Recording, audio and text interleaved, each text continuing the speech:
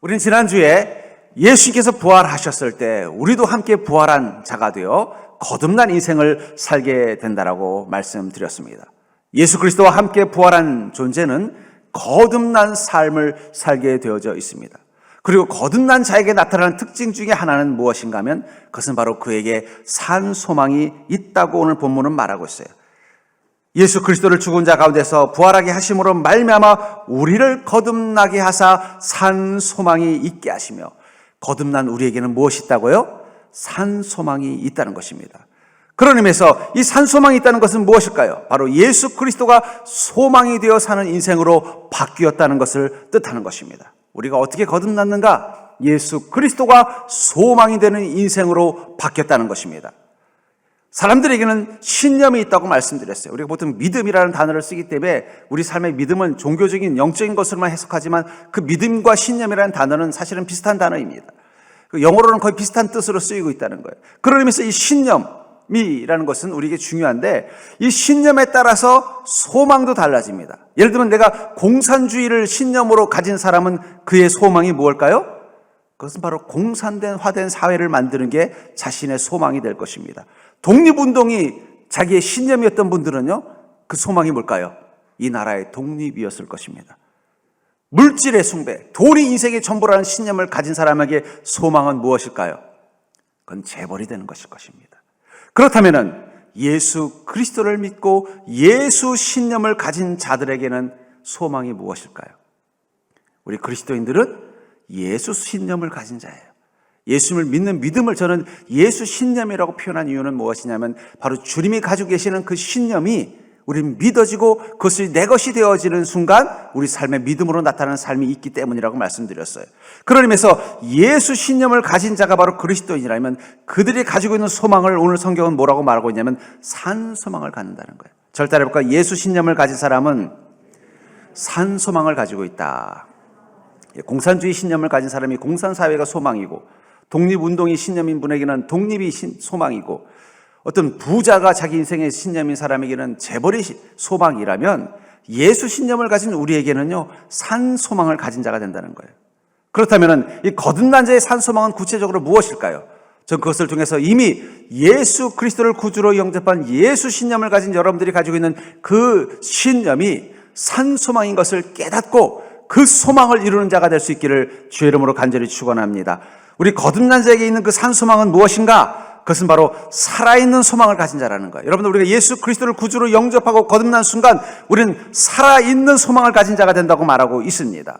로마서 15장 13절에 보면은 소망의 하나님이 모든 기쁨과 평강을 믿음 안에서 너희에게 충만하게 하사 성령의 능력으로 소망이 넘치게 하시기를 원하노라. 우리와 함께 계신 하나님을 누구라고 표현하고 있습니까? 소망의 하나님이라고 말하고 있다는 거예요. 또 우리와 함께 계신 그 하나님은 성령님이십니다. 그 성령이 우리 인생 가운데서 능력이 되어주실 때 어떤 능력이 되어준다는 거예요? 우리 안에 소망이 넘치게 된다는 거예요. 여러분, 소망이 넘치는 인생. 우리가 소망이라는 단어를 쓰니까 또 너무 영적으로 종교적으로만 해석하지만 소망이나 희망이라는 단어는 같은 영어의 hope를 쓰고 있습니다. 그러니까 희망이, 우리 안에 있는 희망이 무엇이라는 거예요? 희망의 하나님이 우리 안에서 능력이 되어질 때 그 성령님은 우리 안에 희망이 넘치는 인생이 된다는 거예요. 다시 말해서 예수님을 충만하게 믿는 인생은 어떤 마음을 가지고 산다는 거예요? 마음에 희망이 넘친다는 거예요. 우리가 성령 충만한 자, 예수 그리스도를 온전히 믿는 믿음을 가진 사람은 그 안에 산 소망이 있는데 그것은 뭐냐면 희망, 살아있는 소망을 가지고 있다는 것입니다. 애굽에서 노예로 살았던 이스라엘 민족, 그들은 그곳에서 노예 생활하면서 너무 힘들고 어려운 시간을 살았습니다. 그것을 출애굽기 2장 23절부터 25절은 이렇게 설명하고 있어요. 여러 해 후에 애굽 왕은 죽었고 이스라엘 자손은 고된 노동으로 말미암아 탄식하며 부르짖으니 그 고된 노동으로 말미암아 부르짖는 소리가 하나님께 상달된지라. 하나님이 그들의 고통 소리를 들으시고 하나님이 아브라함과 이삭과 야곱에게 세운 그의 언약을 기억하사 하나님이 이스라엘 자손을 돌보셨고 하나님이 그들을 기억하셨더라. 그들이 애굽에서 사는 시간들이 얼마나 힘들었는지 그것을 뭐라고 표현하고 있어요? 탄식하며 부르짖었다라고 말하고 있다는 거예요. 주님, 도저히 못 살겠어요. 너무 힘들어서 못 살겠어요. 하루하루가 지옥입니다. 차라리 주님 저를 데려가 주세요. 그런 마음으로 날마다 눈물 흘리며 살았다는 것입니다. 근데 그런 고통과 절망의 시간 가운데서 주님이 함께 하실 때 그들의 마음 가운데 살아있는 소망이 들어왔습니다. 그리고 그 살아있는 소망은 그들에게 무엇을 떠올리게 했어요? 하나님이 그들의 고통 소리를 들으시고 하나님이 아브라함과 이삭과 야곱에게 세운 그의 언약을 기억하사, 아마 이 하나님께서 그들의 조상에게 한 약속을 기억해내는 그 순간 그들도 하나님이 그들에게 하신 약속을 기억했을 것입니다. 하나님, 우리 조상 아브라함과 이삭과 야곱에게 약속하셨지 않습니까? 우리가 주님의 백성이 되어서 자유롭게 저 가나안 땅에서 풍요롭게 평화롭게 살 수 있겠다고 약속하셨지 않습니까? 저희는 주님의 그 약속을 기억하고 있습니다. 우리가 인생의 고통과 절망 가운데 있을 때, 내 삶이 너무너무 힘들어서 마치 애굽에 있는 이스라엘 민족처럼 하루하루가 부르짖고 단식할 수밖에 없는 삶 가운데 있을 때, 우리 안에 계신 성령님이 우리에게 주시는 그 소망은 무엇이냐면 주님의 약속이 기억나게 하는 것입니다. 하나님 내게 이런 약속하셨지. 그리고 또 어떻게 해요? 기도하는 거예요. 하나님께 뭐라고 부르짖었을까요? 하나님, 저희들에게 하신 그 약속 저희는 기억하고 있습니다. 하나님이 이스라엘 자손을 돌보셨고 하나님이 그들을 기억하셨더라. 그들이 기도하는 순간 그들은 느꼈을 것입니다. 하나님이 우리의 부모 조상과 한 약속을 기억하고 계신다. 그 순간 그들의 마음 가운데 무엇이 생겼어요? 소망이 생긴 것입니다. 하나님의 때가 되면은 우리를, 이 애굽에서 고통받던 우리를 이젠 자유하게 해주실 거야. 이 고통으로부터 벗어나게 해줄 거야. 이 아픔으로부터 치료해 주실 거야. 그들의 마음 가운데 소망이 있었다는 거예요. 어쩌면 애굽에서 그 노예 생활하는 그 고통의 시간들 가운데 이스라엘 민족이 버틸 수 있었던 것은 그들의 마음 가운데 이 소망이 있었기 때문입니다. 이 소망은 자기 안에서 생기는 게 아니에요. 어디로부터 오는 것입니까? 하나님의 약속으로부터 오는 것입니다. 그게 바로 산소망이라는 거예요. 시편 40편 5절에 보면은 내 영혼아 내게 어찌하여 낙심하며 어찌하여 내 속에서 불안해하는가? 너는 하나님께 소망을 두라. 여러분들, 우리가 낙심하는 이유가 뭐라고요? 우리에게 산 소망이 있음을 잊어버린 거예요. 우리의 소망은 오직 하나님이십니다. 하나님의 약속, 하나님의 말씀, 하나님의 계획이 소망입니다. 왜냐하면 주님의 약속 가운데 우리의 인생이 있기 때문입니다. 주님의 말씀 가운데 우리의 삶이 있기 때문입니다. 주님의 계획 가운데 우리의 미래가 있기 때문입니다. 하나님이 여러분들에게 너는 망하리라고 약속하신 분 한번 손들어 보십시오. 그렇다면 축복하리라고 약속하신 분 한번 손들어 보십시오. 예. 손 안 드신 분들도 아마 가만히 생각해 보면 분명히 약속하신 게 느껴질 거예요. 그게 기억나는 게 소망이라는 것. 이스라엘 민족이 애굽에서 오랫동안 절망하고 고통받고 있다가 문득, 아니 우리 조상에게 하나님이 약속하셨잖아. 아브라함에게 너는 복이 될 것이고 너의 자손은 이 가나안 땅에서 하늘의 별과 같이 될 것이며 복을 누리게 될 거라고 약속하셨잖아. 우리는 아브라함의 자손이잖아. 하나님이 그 약속하셨다면 반드시 이루어 주실 거야. 간절히 기도했더니 하나님이 들으신 게 느껴지는 거예요. 그 순간부터 그들은 절망하지 않고 소망하기 시작합니다. 기대하기 시작하는 거예요. 언제쯤 하나님이 고통과 절망에서부터 우리를 구원해 주실 것인가?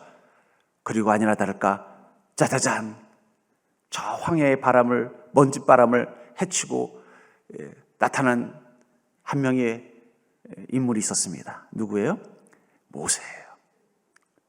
그 순간 그들은 깨달았습니다. 하나님께서 우리에게 약속하신 그 일이 시작되었구나. 그게 소망이라는 것입니다. 내 영혼아 어찌하여 네가 낙심하느냐? 너는 하나님께 소망을 두라. 여러분들, 그리스도인이 인생을 바라보고 낙심할 때 어쩌겠어요? 애굽에 있는 이스라엘 민족들처럼 우리가 처한 환경이 낙심할 수밖에 없는 환경이기 때문에 그런 거예요. 아무리 우리가 믿음이 있다고 해도 우리도 세상에서 똑같은 육신 가지고 사는 인생인데 왜 어려움 가운데 낙심하지 않겠습니까? 낙심할 수 있죠. 그러나 그때마다 우리에게 믿음의 지혜가 무엇을 말하고 있어요? 너는 하나님께 소망을 두라는 거예요. 다시 한번 주님을 바라보고 아까 우리가 불렀던 찬양, 모든 시선을 주님께 드릴 때 우리가 주님을 향한 그 바라보는 믿음을 가지고 소망을 두는 순간 그가 나타나 도우심으로 말미암아 내가 여전히 찬송하리로다. 우리 마음 가운데 기쁨이 생깁니다. 지금은 힘들지만 하나님 도와주신다. 하나님 내게 약속하셨어. 하나님 내게 함께 하시겠다고 약속하셨어. 하나님 내게 복을 주시겠다고 약속하셨어. 그것을 기억해내는 순간 지금 현재는 아직 마치 애굽에 있는 이스라엘 민족처럼 힘들고 어려운 일 때문에 하루하루 고통스러워하지만 그러나 그들은 그 고통을 이겨낼 수 있는 힘을 얻게 된 것입니다. 그 소망이 힘이 된 거예요. 절망하지 않는 힘, 포기하지 않는 힘, 그 고통 속에서도 기뻐하고 감사할 수 있는 힘, 그게 바로 살아있는 소망이라는 것입니다. 그래서 나는 여전히 주님을 찬송한다고 고백하고 있는 것입니다. 그러므로 사랑하는 성도님들, 우리는 때로는 애굽의 시간, 낙심의 때를 살 수 있을 것입니다. 그 영혼까지 절망하는 순간도 경험할 수 있을 것입니다. 그럴수록 더욱더 소망이 하나님을 찾는 자가 되기를 주의 이름으로 축복합니다.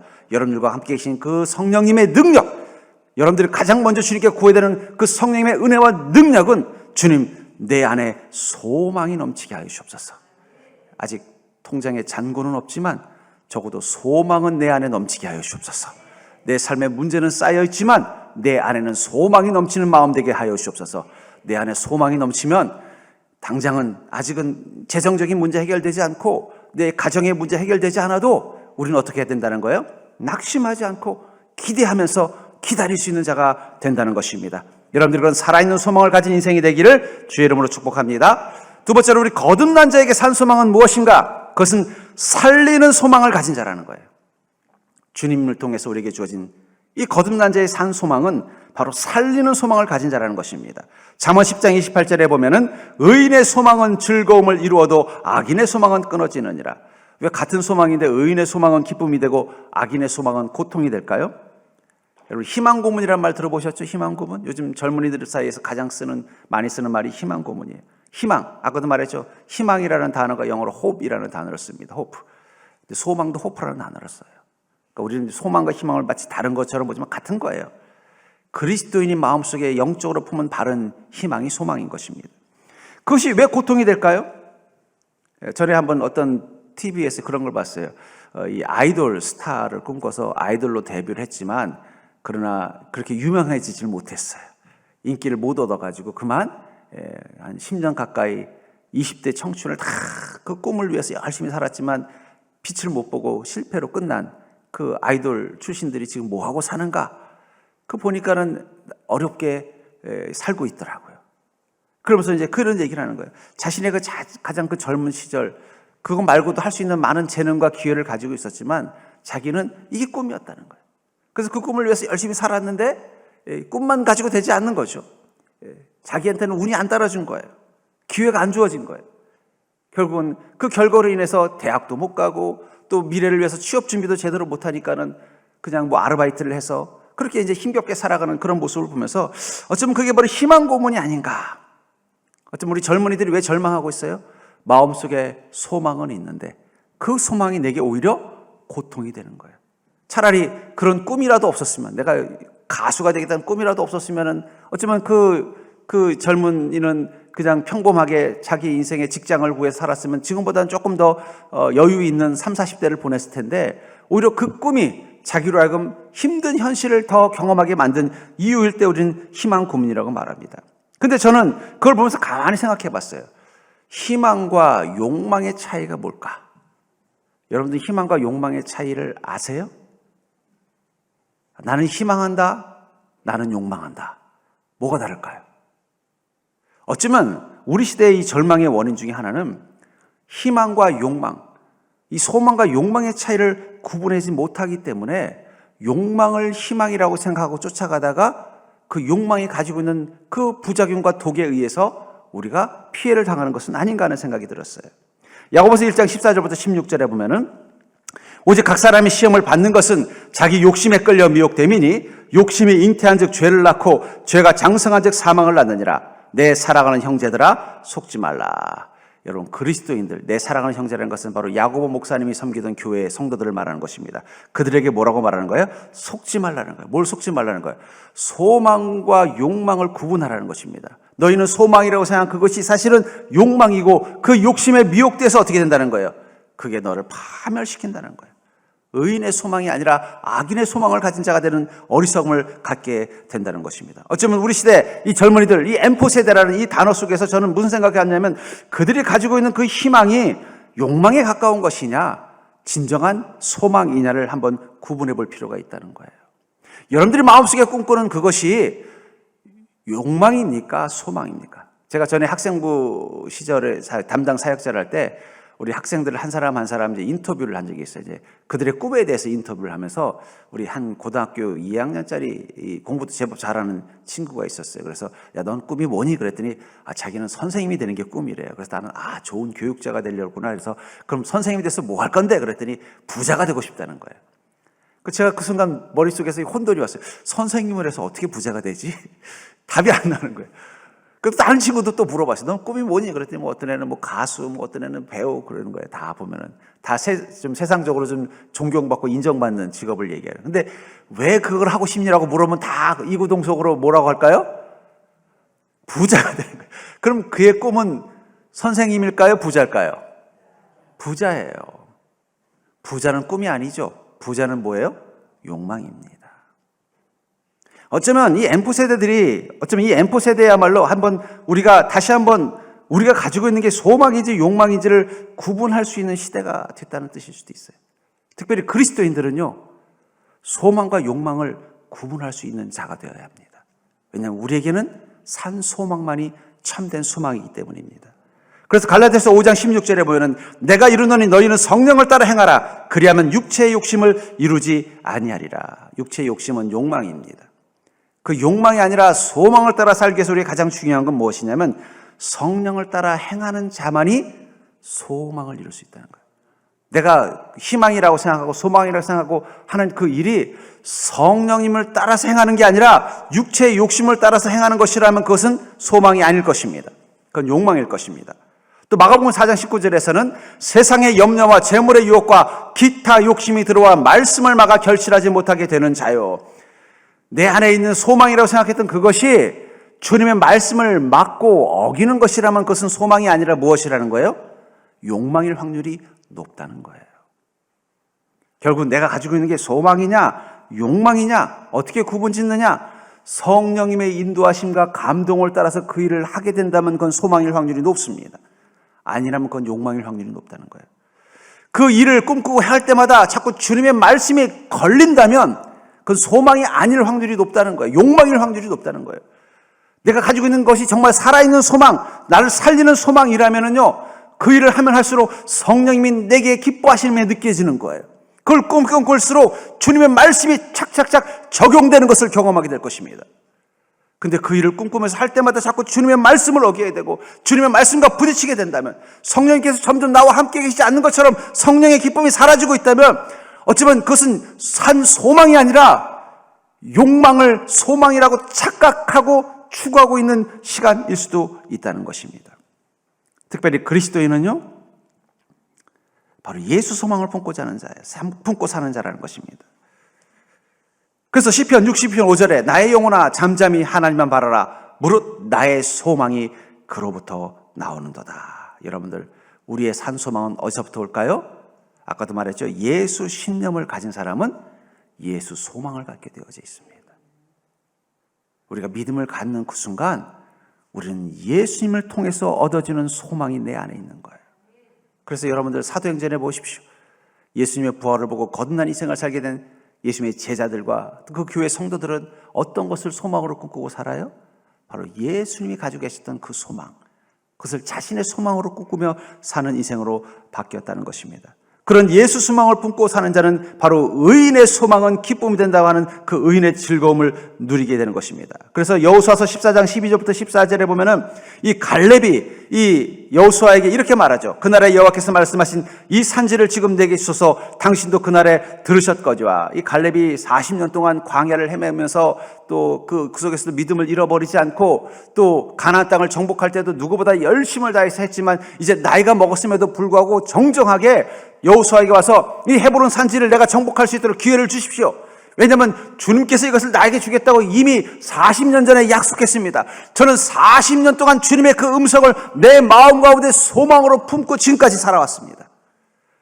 다시 말해서 이 갈렙이라는 이 그리스도인이 정말 자기 인생을 열정을 다하고 기쁨을 다하고 나이가 먹었음에도 불구하고 이렇게 왕성한 열정을 가지고 건강 가지고 살 수 있었던 것은 무엇이라고 말하는 거예요? 40년 전 주님께서 모세를 통해서 내게 하신 그 약속, 그것을 나는 평생 소망으로 품고 살아왔다는 거예요. 이 헤브론 산지를 너에게 주겠다. 드디어 40년의 세월이 지났어요. 내 육신은 이미 나이가 많이 먹었지만 그러나 내 안에 소망은 여전히 살아있습니다.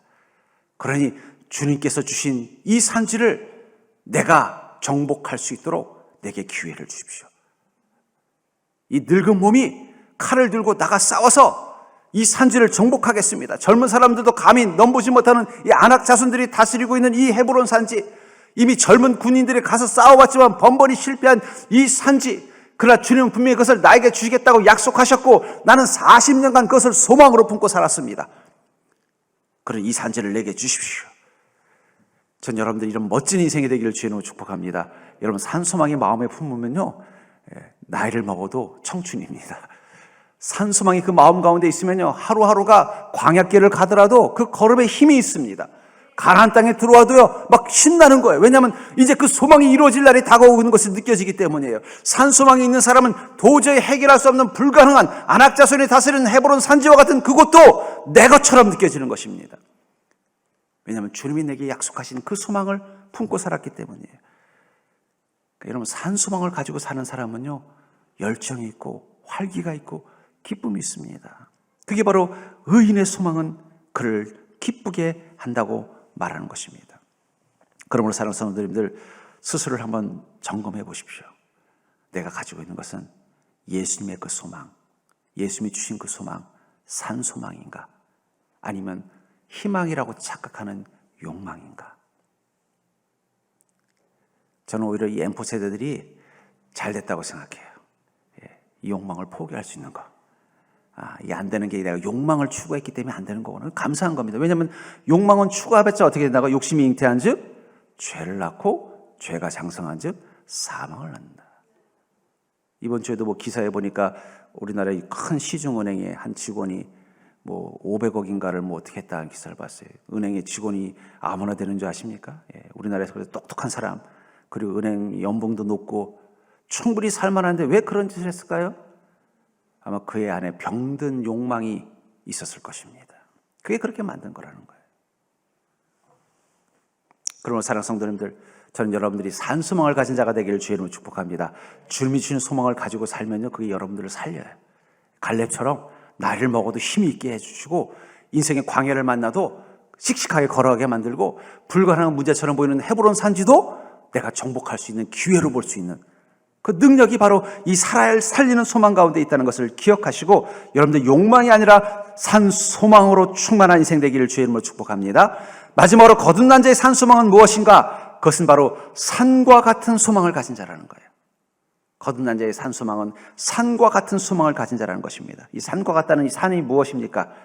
산은 그냥 만들어지는 게 아니에요. 수백만 년의 시간을 통해서 흙이 쌓이거나 지각 변동을 통해서 땅이 올라와야만 만들어지는 게 산입니다. 그리고 그 산은 크고 거대하고 그 산에는 여러 가지 풍성한 생명들이 함께 살아갈 수 있는 공간이 되는 것처럼 여러분들이 가지고 있는 그 소망이 산소망인 순간 그 소망은 거대한 산처럼 여러분들의 삶 가운데 영향을 준다는 거예요. 그러니까 그리스도인의 소망은요, 거대한 산과 같은 것입니다.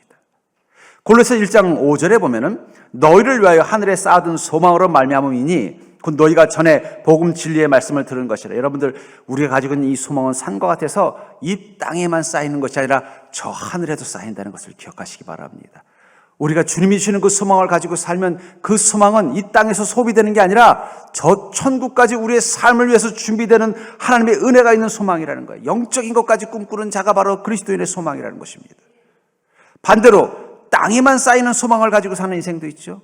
그런 이상은 이 땅에서 어쩌면 그 소망이 잘 이루어져서 그 욕망이든 무엇이든 잘 이루어져서 어쩌면 이 땅에서는 편안하게 풍요롭게 살겠지만 죽으면 그걸로 끝이에요. 무덤은 화려하게 만들지 모르지만 그 무덤 너머의 그의 영혼은요, 그건 지옥입니다. 절망입니다. 그러나 그리스도인의 소망은요, 저 하늘에까지 쌓이는 자라는 거예요.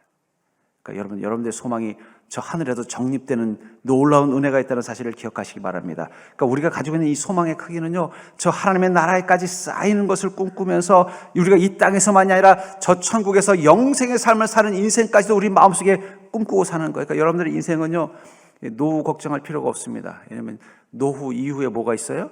천국이 있기 때문이에요. 그러니까 우리는 다 준비되어 있는 자들이에요. 이 땅의 삶이 전부가 아니라는 거예요. 우리는 저 하늘에 쌓이는 소망을 가지고 날마다 살아가기 때문에 더욱더 그 소망을 마음에 품고 믿음 가운데 사는 것입니다. 예레미야서 31장 17절은 또 뭐라고 말하고 있습니까? 너희 장래에 소망이 있을 것이라. 너희 자녀가 자기들의 지경으로 돌아오리라. 여호와의 말씀이니라. 우리에게 있는 이 산소망은 미래, 어떻게 된다는 거예요? 너희 자녀들이 자기들의 지경으로 돌아오리라. 우리 때뿐만이 아니라 우리 후대까지도 복을 누리게 만드는 소망이 우리 가운데 있다는 거예요. 아브라함에게 하나님께 주신 복이 뭐예요? 가나안 땅에서 내가 너를 복되게 하고 너로 말미암아 모든 민족이 복을 누리고 너의 자손들이 하늘의 별과 같이 되게 하려는 그 소망을 가지고 그곳에 가서 주님의 나라를 위해서 열심히 살았더니 가나안 땅이 아브라함의 후손들의 것이 됐고 그곳에서 예수 그리스도가 탄생해서 예수 그리스도 통해서 모든 민족이 구원을 받는 그 기쁨의 기회를 얻게 되지 않았습니까? 그 산과 같은 소망이라는 거예요. 그러면서 여러분들이 이 산 소망을 갖는 순간 여러분들은 이 소망의 스케일을 좀 크게 가지십시오.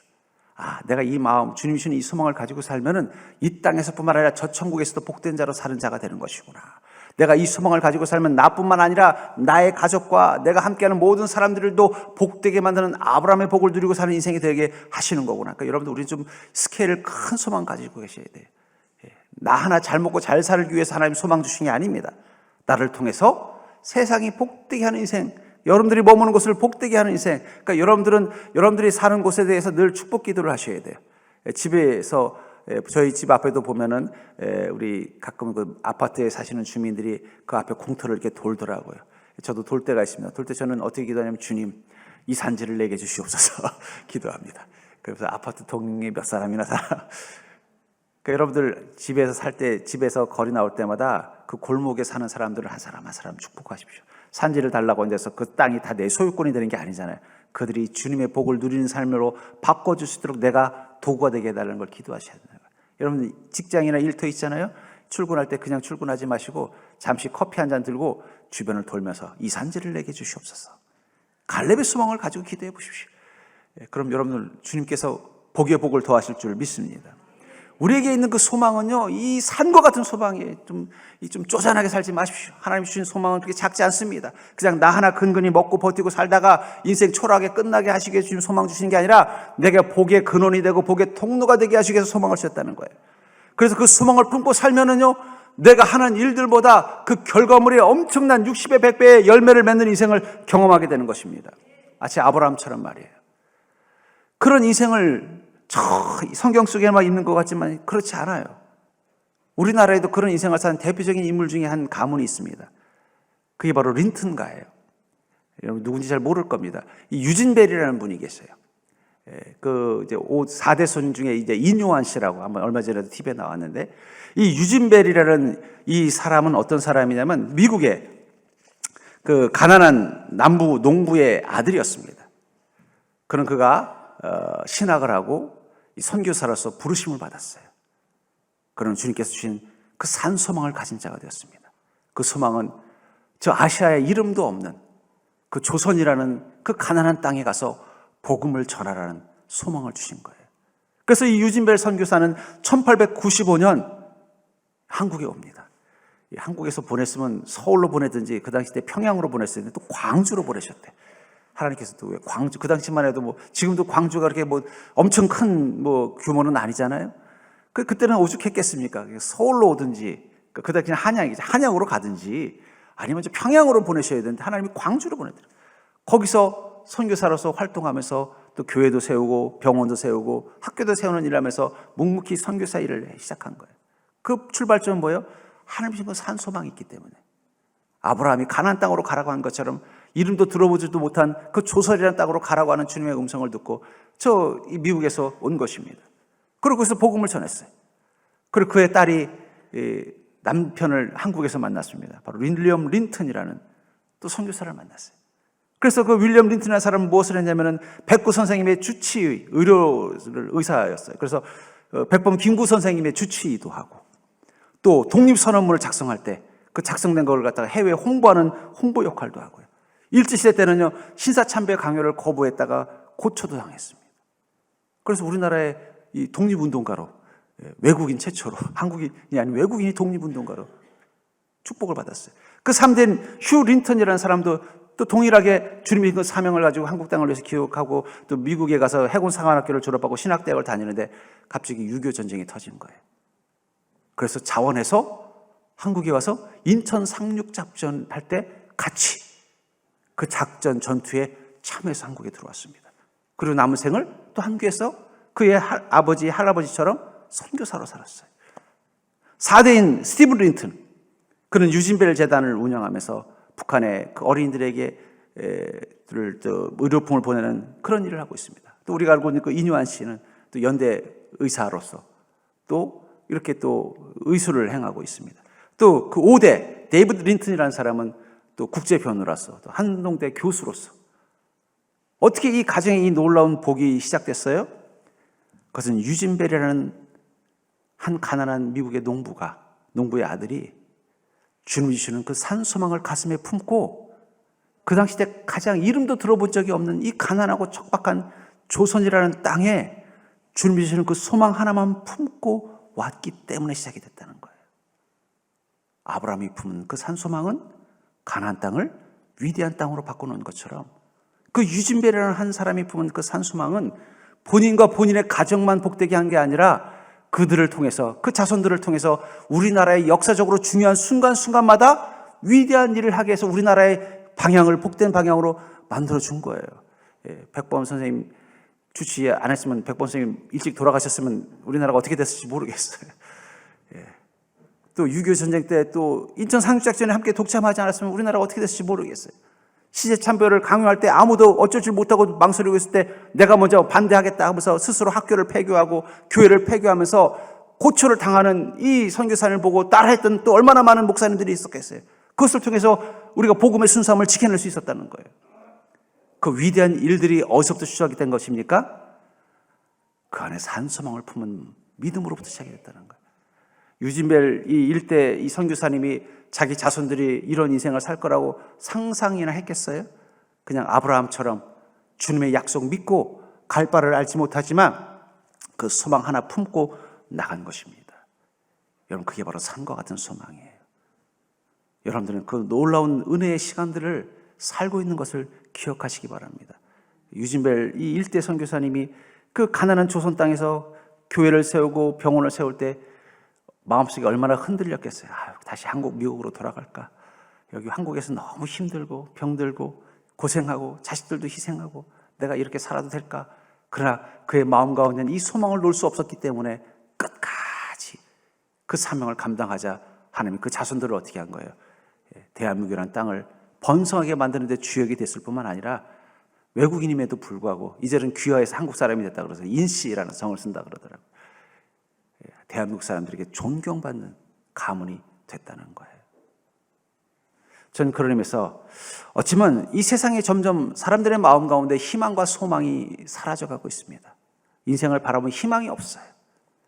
그러나 희망이 없기 때문에 우리는 어쩌면 산소망을 발견할 수 있는 기회가 아닐까요? 너무 많은 희망이 있었기 때문에 우리가 잃어버린 그 산소망. 이제는 세상을 바라보면 희망이 없기 때문에 더욱더 산소망을 붙잡을 수 있는 기회가 생긴 것입니다. 그래서 시편 39편 7절에 보면은 이런 고백이 있지요.